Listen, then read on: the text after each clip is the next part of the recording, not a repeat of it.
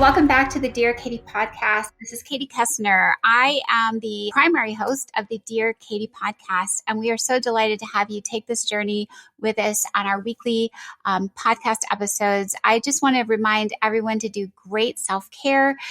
Thriving is part of the purpose of this podcast, and we definitely want you to take a break at any time. Warm bath, fresh air, walk a dog, have a bite of chocolate, whatever you need to do good care for yourself. Just as a reintroduction, if you're not familiar with me, I am the woman who was on the cover of Time magazine at age 18 as the first in history to speak out nationally and publicly as the victim of date rape. And HBO made a film about me, and I went on to become the executive director of the Take Back the Night Foundation. We are the oldest, largest global movement on sexual violence in all forms for all people in the world. So we encourage you to visit our website for lots more information. So I'm going to turn it over to our hosts and our guests for today. Hi, everybody. Welcome back to the Dear Katie podcast. This is Katie Kessner. As you know, we are taking this healing journey, this journey of courage together. And every single episode is designed to offer you more insights, more fabulous, courageous voices who have done much to make the world a better, safer, more welcoming place, especially for those of us who've been through so much hurt and harm. You all are going to adore Mandeep Rai, my special guest of today. So I'll share a little bit about Mandeep's background, and then we will get started. So Mandeep Rai is a global authority on values, working with companies, institutions, and individuals around the world. She has traveled to more than 150 countries and reported as a journalist for the BBC World Service and Reuters, amongst others. She began her career in private banking at JP Morgan and later worked for the United Nations, the European Commission, and grassroots NGOs before setting up the UAE's first media venture capital fund. Mandeep has studied philosophy, politics, and economics, has an MSc in International Development from the London School of Economics, and completed an MBA at London Business School with a year at Harvard Business School that is located, I now know for sure, at MIT. She also holds a PhD in global values. I only mention that I now know exactly where that lovely School of Business is on MIT's campus because I was there just about 10 days ago, Mandeep. They're both kind of just along, not far from each other. So Harvard Business School is kind of across the water or across the bridge from Harvard University. And MIT also has a business school, Sloan, within its campus. So they're right next to each other. You're totally yeah, they're neighbors. Yeah, exactly. So it was really easy to be at both. Yeah. Mm-hmm. Fantastic. So, and Mandeep, I think you're coming to us from London at the moment. Is that true? That's correct. And tomorrow I will be somewhere else. I'll be in the States, actually. Today I'm here. Well, we're delighted to catch you in between pond hops, if that makes sense. Yes. Where are you right now? I am based in Philadelphia, and like you, I don't travel to so many countries so often, but I travel to nearly every single state every year or two. I feel like I at least hit about half of the U.S. every year for the last 33 years. Oh, wow. Well, if you'll be coming west to the West Coast in the next month, let me know. Oh, absolutely. Ironically, I will. So I will follow up after the podcast. Yes, we'll be out. I'll be in LA doing orientation speeches. So if you'll be in Southern Cal, maybe we can connect in person. Perfect. But anyway, so tell us about yourself. Where did you grow up? Brothers, sisters, passions, talents. What was your early life like? Wow, where to start? So I am third generation British, but very Indian, ethnically Indian, which means actually that I come from a state called Punjab in North India, just below the Himalayas. And it's really interesting because yesterday I was awarded an NRI Achiever Award. An NRI is a non-residential Indian, so someone that doesn't live in India, but yet Mm. sees themselves as Indian, or indeed are Indian from Indian heritage, etc. And it was interesting because in my acceptance speech, I quoted Elon Musk because he tweeted just a day before that Indians, not American Indians as in, woo, but American Indians as in ethnically from India in America, and now are the most successful group in the United States, like more successful than, let's say, the Chinese community or the Taiwanese community in terms of their per capita income or their income Nice. per capita. And I started to think in my speech, like, well, why is that? And I believe it's some of the values that we hold. For example, faith, believing in something greater than yourself. So believing in karma, believing in what goes around comes around. And therefore, you kind of really watch your behavior. Really thinking about the next generation and giving unconditionally to the next generation. If you know any Indian Mm. family, you'll know that they're constantly giving, and don't even need their kids or want their kids to ever leave home, and they're just always there for them. But also respect for their elders, like this sense of looking after both sides of the family, and the both sides, like as in your mother's side, your father's side, your partner's side, like family is just such a big deal, and therefore that network of like security, safety blanket, so to speak. Mm. And then there are so many other values that are core and central, tradition, but yet always moving forward, being very secular, where we believe that faith it makes us all one, and it doesn't matter whether you're Muslim, Christian, Hindu, Sikh, non-believer, etc. We are from the ultimate, universal spirit, and we'll go back into the universal spirit. So Mm. there's this. I think this is one of the reasons why perhaps so many tech CEOs are, whether it's been Microsoft or IBM or Google, are run by Indian CEOs right now, especially during COVID, those CEOs that were able to listen and really appreciate not just diversity in terms of color or ethnicity or sexual orientation or, the myriad of different backgrounds we all have, but also diversity in terms of thought and needs, because we Mm. all have had a very different journey and therefore have different wounds or scars and different needs and abilities and strengths and weaknesses. So just that ability to be able to see that, acknowledge that, hear that, listen to that, and then be adaptable to it is Yeah. really, yeah, really something. Mandeep, Sorry, you is asked about there? my background and I totally. Yes. Yes. Can we just talk a bit about what you just said in more detail? That thinking about thoughts and needs of others is wonderful, such an important value.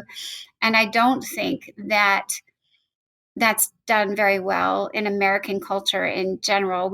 I think some think we do it well, but I think we've shown ourselves to the global public as a bit selfish and violent. How does that differ? How do you think that listening to thoughts and needs manifests itself in both your work and what you've seen in global leadership that's successful? Yeah, good question. So firstly, I was just going to talk about, so the book, The Values Compass, takes you to over Mhm. 101 countries. It's called what 101 countries can teach us about purpose, life, and leadership. And for our Um, listeners, that's Mandeep's book, by the way. yes, I just sharing. Um, Yeah. so you make an interesting point, and I'm not trying to defend Americans, but for example, I'm landing tomorrow, and I realize that so many of my family members who have exactly the same values as me, where family comes first, are completely stretched.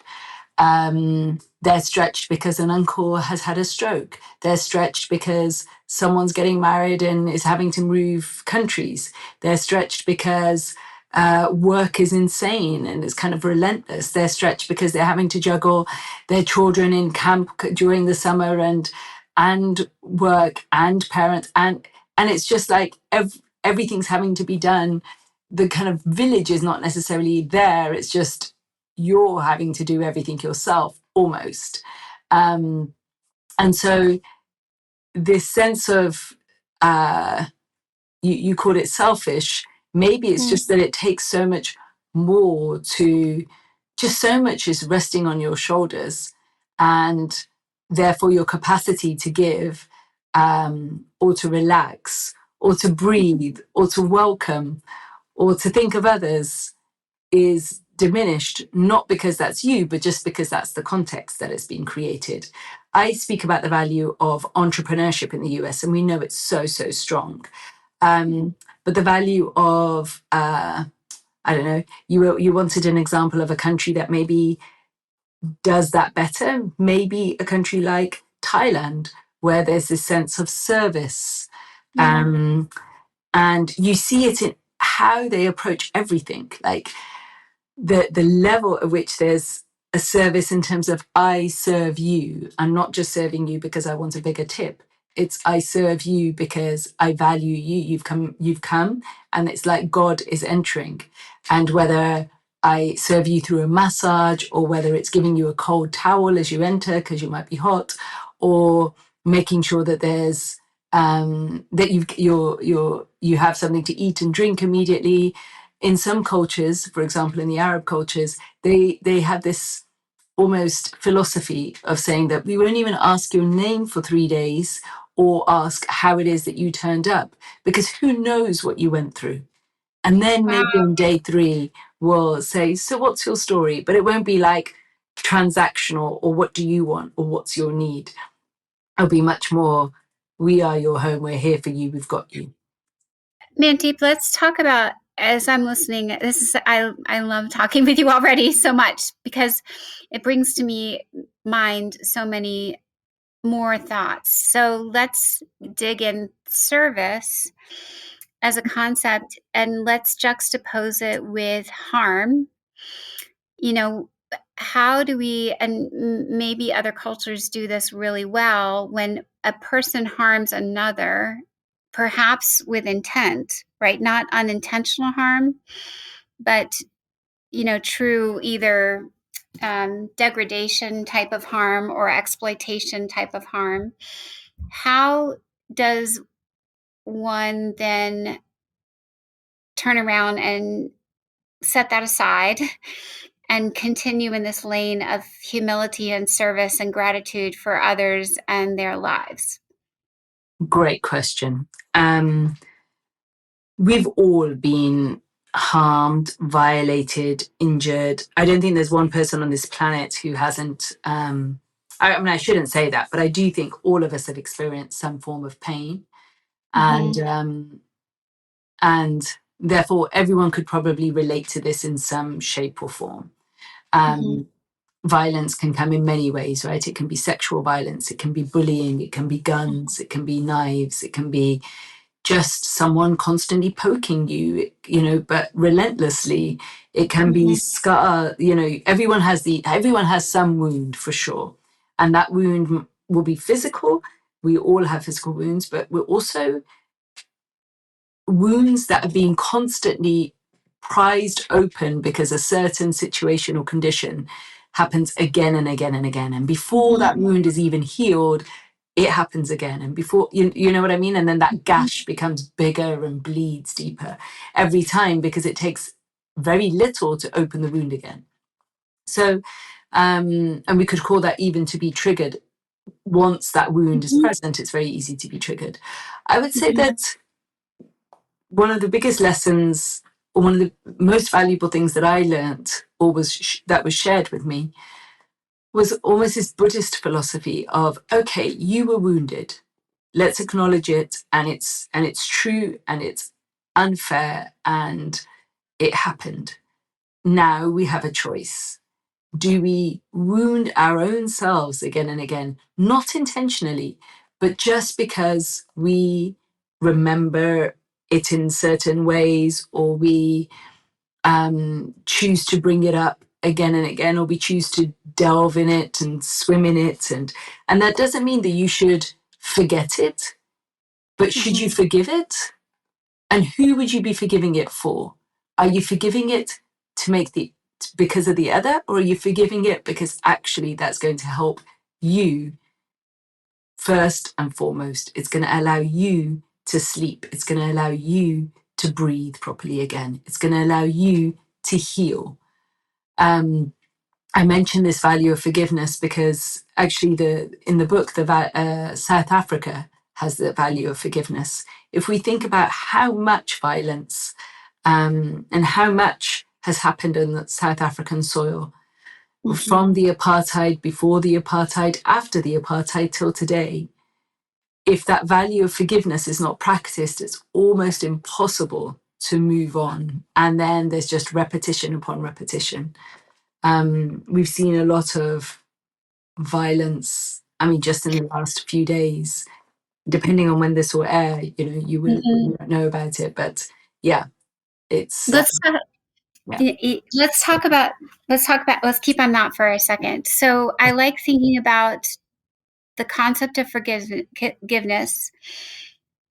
And then you mentioned South Africa. And so there's personal individual choice, and then there's how large institutions and companies also have a choice in how they either treat their, everyone around them, or what overall mission and philosophy they're going forward with their own choices about, how to use resources or what resources to use. So I don't know if we should, I mean, your book's all about global thinking instead of so much individual, but maybe if we just talk about for a second the individual, but then what have you learned from the various, countries and cultures and businesses therein? And I guess forgiveness is an interesting thing to think about for a company to forgive, Yeah, right? yeah. So I let's talk, if you're comfortable, let's talk about those two concepts. Okay, so I have no problem in speaking about the individual because you first started off this podcast asking about my story, which I actually only took you to yesterday. I didn't even take you down to the whole story. But Yeah. even as an individual, I have experienced so many of these things, like having traveled now over 180 countries, Mm. often as a single woman, often as a foreign correspondent without anyone around me, like anyone to support, just and when you're a reporter, you're even more kind of, Targeted. yeah, and I just put suspected. that word in your mouth. I'm sorry. Yeah, yeah, but it's fair. And so that has you, as a can't say young woman, but yeah, you can, I guess. I don't know, depends what we think young is. But You're so young, Mandeep. okay, okay. And also all of this travel happened from my 20, from actually the age of 14 onwards. And my mother used to be terrified. Like she would say things like, well, I don't even know where Lao is, let alone what might happen to you there as you're roaming around. She used to say I was roaming around like a dog. Oh, She spoke very hardcore Punjabi, and it sounds just as bad in Punjabi as it does in English. Um, okay. and so you can imagine the fear one has for their daughter to be roaming around, but also, I guess, you wanted the individual perspective.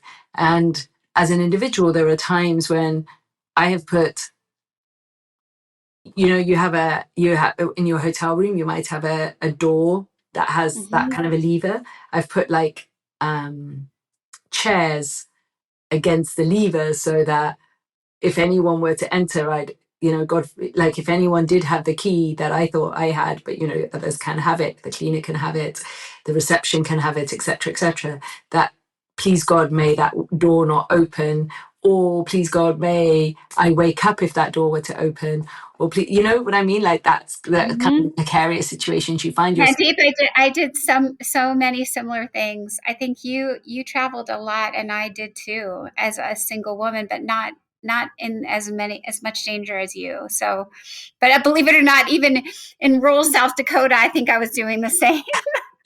I I was believe worried it. about the coyotes, I guess. I don't know. Well, you actually you can feel vulnerable in all kinds of situations. I remember in the DRC, the Mhm. Democratic Republic of Congo. It is like, and also the central, like the deepest, darkest parts of Africa, the Central Republic of Africa, where or CAR, Central Republic of Africa. It Mhm. like literally as soon as I got off the plane, that I saw warlords, and the country has been in in fight mode for the longest time. Or in Somalia, where people don't even, where my godmother's son was killed. Oh my. Dan Alden, like a brother of mine, who's like 20, he was killed at the age of 22, 23 as a Reuters photojournalist, stoned to death. Um, and just because he was mistaken, just because a mob was angry and they started to throw stones. And even till this day in Somalia, it's dangerous to go out of certain zones. And you don't see any women or children on the street. And you're told, even you carrying an AK-47, even if you carry a gun, it's not enough protection. It's better you be guarded properly.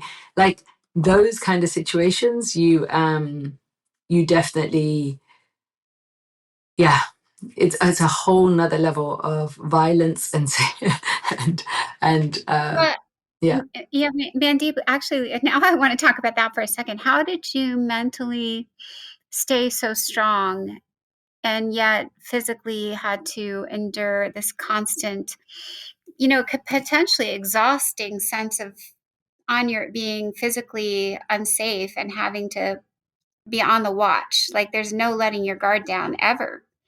There's no even sleeping, you just talked about. So, how did you stay charged and strong in the midst of such ongoing daily danger?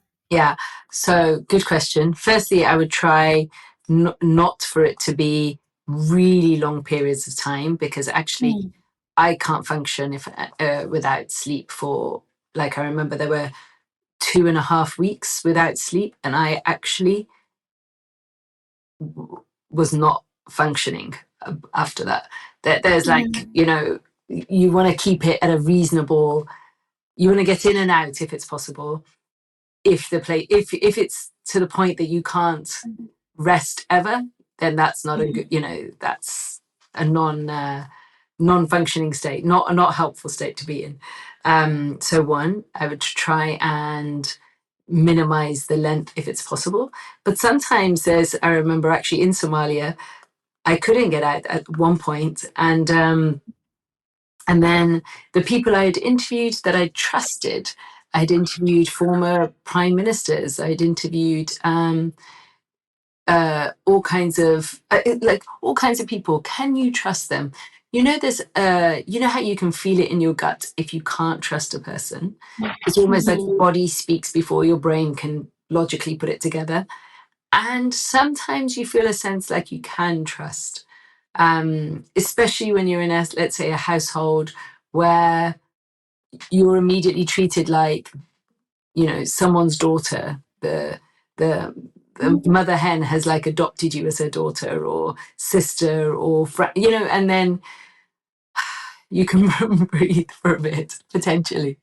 So you look Mhm. to find um, ways you can build connection, because we are all somebody's daughter or sister or niece or friend. And just to answer your question about companies, did you say Yeah. how can companies practice forgiveness? I feel as though companies always need to practice forgiveness whenever we fail, whenever we falter. I mean, we are just human and we're always going to mess up. And that's like, it is critical for companies to treat us as fallible and to be. I do find that actually quite scary sometimes in America, how quickly people are fired. I mean, I know they're fast to hire, but they're very fast to fire too. And in other parts of the world, for example, in Europe, it can take companies 6 months or longer in France even longer.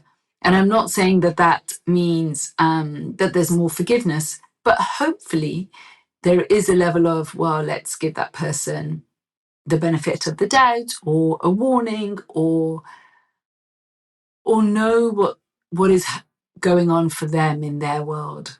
And I'm not suggesting that every European company does this, not at all.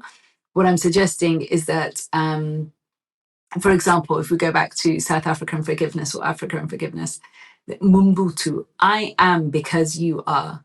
So let me work with you as if you are me, and give you that same sense of compassion, forgiveness, love, respect that I would want to give my best friend, or my mother, or my father, or my grandparents, or someone that I really, really, really revere, because it's the same spirit in you as it is in them, as it is in me. I love that concept, Mandeep, and I also think that, as I, have not worked with the extensive number of companies nor internationally, but I do think it's interesting to think about US quick to fire. And I think that's in part because there's no restorative practices going on that are where a company finds value in supporting its work staff with things that will sustain and help them grow. The whole American sense of how we do childcare and education is very different than many other countries. And so, and I would even say mental health care, like there's all kinds of ways to make individuals feel valued and help them continue to feel nurtured and growing. And one's vocation is such a huge amount of their lifespan. So I don't know if our podcast can implore it. So it's been said a million times. And I don't know if you touched on that. I think there's been even lots of research that says, how do we quantify? Because everything has to be quantifiable to garner traction. How do we quantify what the investment in someone's overall well-being is in terms of productivity? But I don't know if you want to talk any about that, what you learned, and what else. I'm hoping everyone's going to want to pick up your book. But what do you think about that self-care done on the company level? We were talking about forgiveness, Yeah. but what about a different part of that? So I think companies have a huge duty to look after not just their employees, but the whole ecosystem that they work in, the supply chain, the village or city or town or country that they happen to be in. Because unless you're really feeding your ecosystem, we are but a village, however you want to define that village, however big or small. If you treat people as disposable and dispensable, then that's the kind of crude culture that you'll be creating. Whereas if you treat people where you really care for the person, and you care for the whole person, not just their productivity, because their productivity is based on their mental health and their physical health and their emotional health and their creative health, etc. So there are so many practices now where mental health is critical and looked at and supported, and rightly so, because we are dealing with people who are vulnerable and have so many. We would want to deal with our own family's mental health, so why wouldn't we want to deal with our employees' mental health? And it is, and if we realize that a lot of it will be coming out of the company culture, we've seen many people break down because of a lack of, like, a toxic company culture. And so, like you said, we spend more of our time at work than anywhere else in our day. So that culture really matters.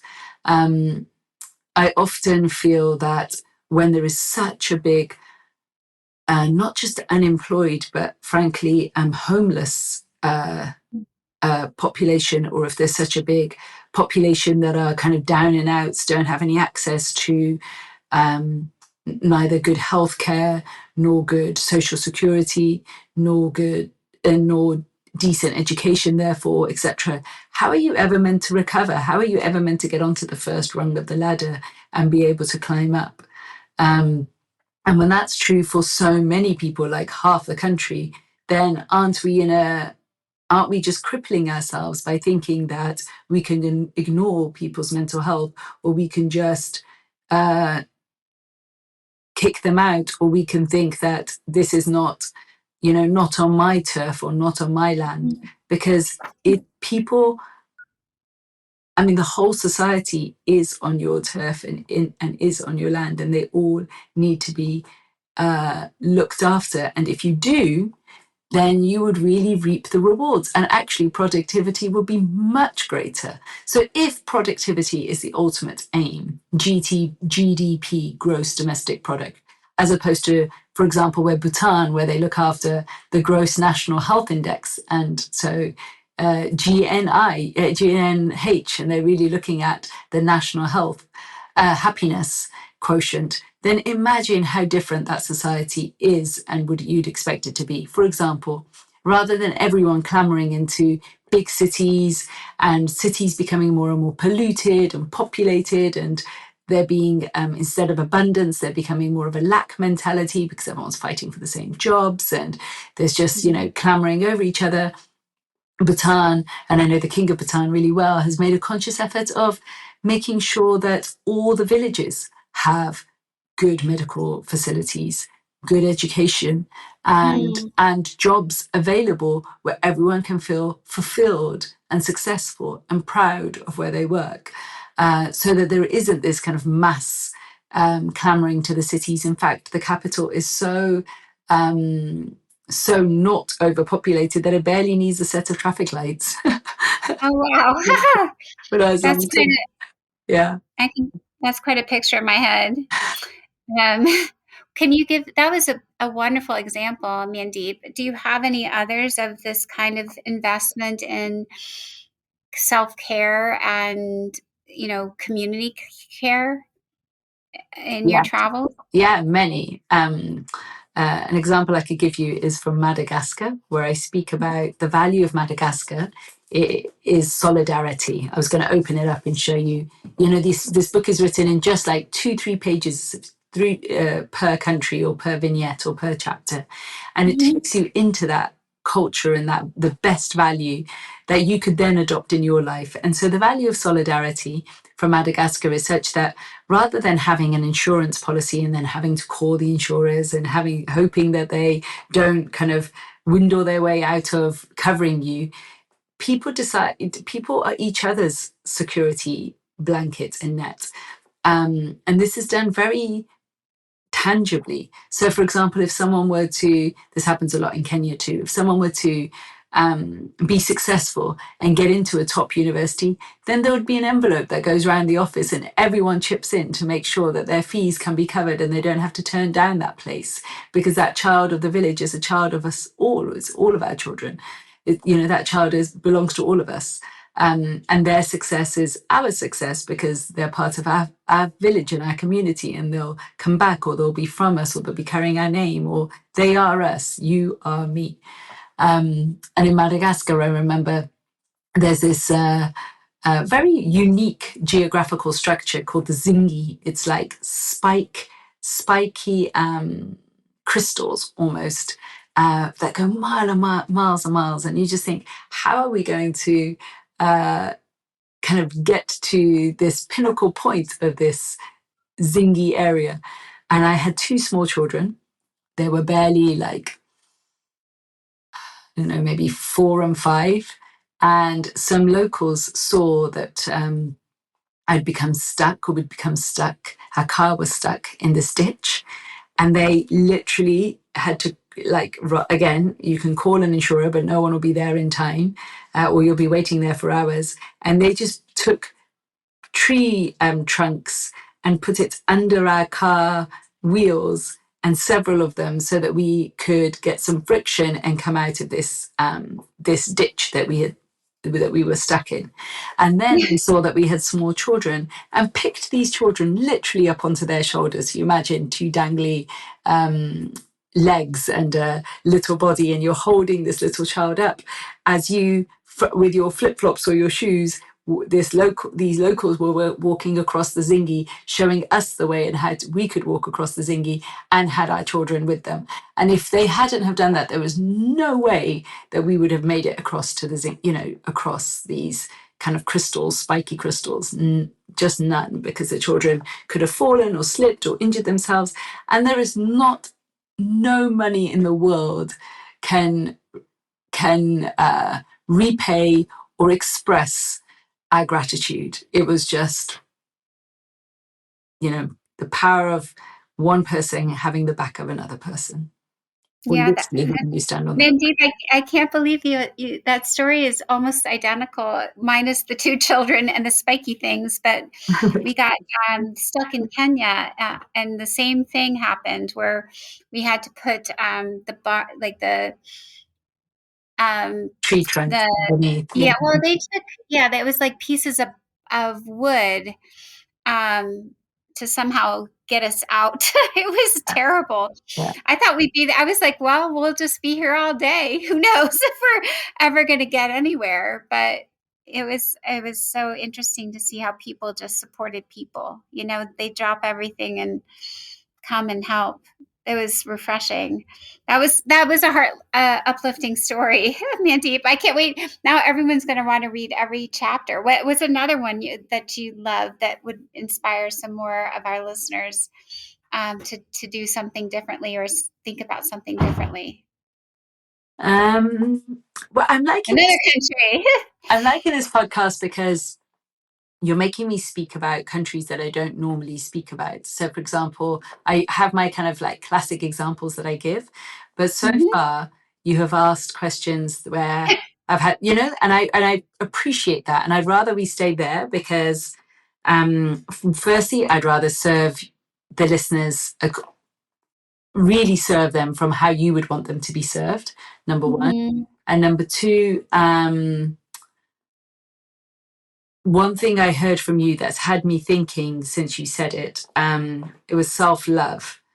And we speak about self-love as if, can I self-love? Should I, do I have time to self-love? How does one practice self-love? Mhm. What other option do we have? It is fundamental. If you don't put on your own oxygen mask, you are dying. Mhm. If you don't love yourself, it's really impossible, I think, to love another. There's this gaping hole, and it's really hard, I think, to love another. Mhm. So this practice of self-love is just fundamental and crucial, and comes much easier when we are thinking of others. Then somehow others are thinking of us, and there is this practice of self-love. It comes easier. Well, that's a great point, Mandeep. When we say self-love, I also like thinking about how that is different from being egocentric Yeah. and and being selfish and self-centered, or thinking that I need a whole bunch of things to feel good about myself. And what I'm hearing from all your tours and work and delving into these communities is there are so many who have self-love, but it's devoid of self-gratification almost. Not, you know what I mean? Like it's not, it's about self-love comes from also understanding oneself as part of that larger collective. But maybe I'm misinterpreting what you said. No, that's exactly it. Like if we, sometimes we think that by focusing on that our happiness will come from focusing on eliminating our sadness, or that our happiness will come by us thinking about just how can I make myself happy? What can I, eat or buy or do or Mhm. but actually happiness, I think, comes a lot from increasing our resilience, doing things Mhm. that we wouldn't necessarily, that are hard for us, or do. Yes, I totally agree, Mandeep. I did some I think the best, I'm just going to share this with you since we're sharing back and forth. Yeah. Today, I took there's this Pilates studio, and the teachers are all so interesting, and they get us thinking about, it was so hard. I'm just gonna say, like, my body was shaking, but not like doing a million reps with a pair of weights. It was just using one's own body to stretch and re rejigger the, tendons, and it was just so hard, and I loved every second of it. Yes. Because it just, and it was so thought provoking, and that was like a 20-minute period of my day. But it was like awesome. I mean, this is much better in the long run talking to you, but I hope that our listeners will take away from both of us is that it is getting through the hard things. It is, I mean, think of all the many, many days you spent. You're so proud of them, and you got through them, Mandeep. And even when it was hard, your reporting was outstanding, and you helped. You made a difference through the pain and through the fear. I think that's a magnificent. I hope our listeners will say, like, I'm going to go do something really hard after this podcast, like, and go see more of the world. I'm so glad, we're getting your book, hopefully to be read, because you get myopic and you get inwardly destructive when you can't get beyond the, space around you, and you've got to go and find it. You've got to go and see it and experience it and breathe it. It's not on a screen. It's humans. It's trees and humans. Yeah. I just wanted to say that I think that as much as we spoke about resilience Mhm. and that, doing something hard or doing something that pushes us or makes us grow, um, and takes us out of our comfort zone is important and actually raises our happiness levels. I think thinking about others also does exactly that, Mhm. like giving rather than taking. And thinking of others means thinking of our community and thinking of those around us. And not just thinking, but acting for them. And I think that that gives such a level of, I've got you type feeling that you will sleep better, they will sleep better. And it's just a win-win. It's like a positive, virtuous circle upwards. And so this book is basically looking at 101 different positive values. And all these values are within us, all of them. We've touched upon forgiveness, love, creativity, you name it, but there are so many others. And the book basically helps you figure out your top 5 values, what are most important to you, and helps you prioritize them, almost that it can be a navigational tool for you for a period of your choosing until you roll the dice again and different values are more important at another time and place for you. So it's really like a tool that helps you figure yourself out, build much better habits, and kind of improves you incrementally 1% every day or an inch every single day. And you'll be amazed at how far you go.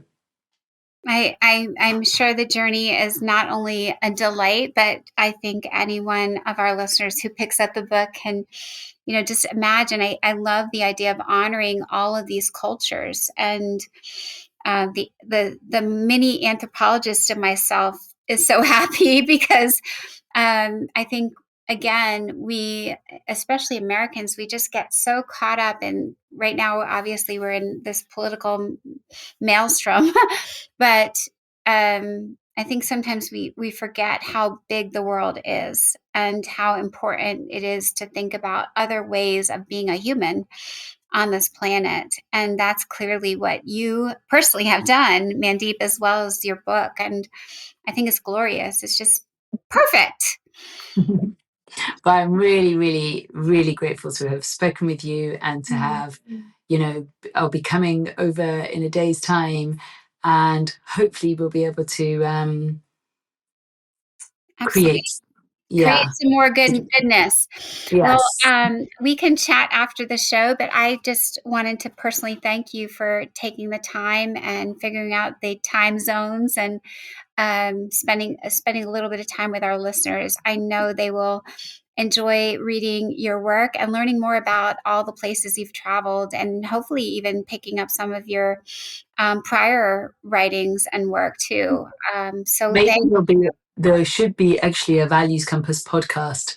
So you. I, if anyone listening likes that idea, get in touch, help create it with me. It'll be awesome. Perfect. Yes, perfect, Mandeep. And I'm certainly happy to help with some of it. We have now Take Back the Night has had events in about 25 countries, and we hope to grow that number as well. And we're up to 1,400 event holders around the world. So we clearly have a community who's interested in connection and celebration and surviving and thriving. So hopefully there'll be some overlap in our work. That will sound perfect. I look forward to it. Lovely. And for our listeners, continue on the path. Um, Self care is important, and don't hesitate if you will. I always like to remind you we're building out our shop where you can kind of wear episodes as t-shirts and other kinds of fun totes. If something really inspires you from an episode, please check that out. And then don't forget, Take Back the Night events are happening all over the globe. Come out, participate. There are very few where they're not open to the public, and wander your way in and hold a candle or take a walk and a march with us. So thank you for continuing on the podcast. Thank you again, everybody, for joining another episode of the Dear Katie podcast. I hope very much you found today's episode helpful, empowering, and a way to take another step in that long journey toward healing and supporting those we care about, learning about sexual violence prevention, and also survivor support. For those of you who don't know, again, the Take Back the Night website has tons of great resources, books, self-care options, cool merch. If you're feeling like you need a wearable, we have great t-shirts. Of course, we would love it if you follow along on our free newsletter with news and events going on around the country and even around the globe. And finally, don't forget to like us and follow us on Facebook and Instagram. You'll find our entire community popping up here and there, and recaps of our podcast episodes as well. So together we shatter the silence, and together we end the violence. Take care.